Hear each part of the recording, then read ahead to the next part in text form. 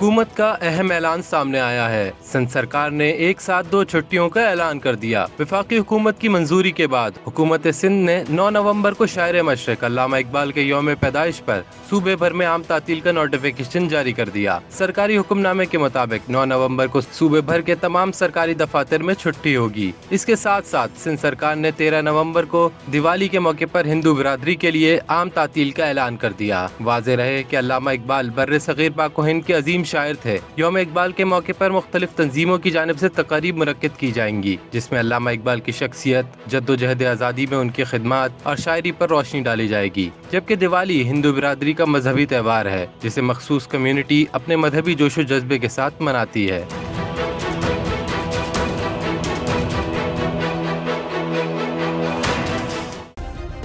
Subscribe करें और bell दबाएं ताकि कोई खबर रह न जाए।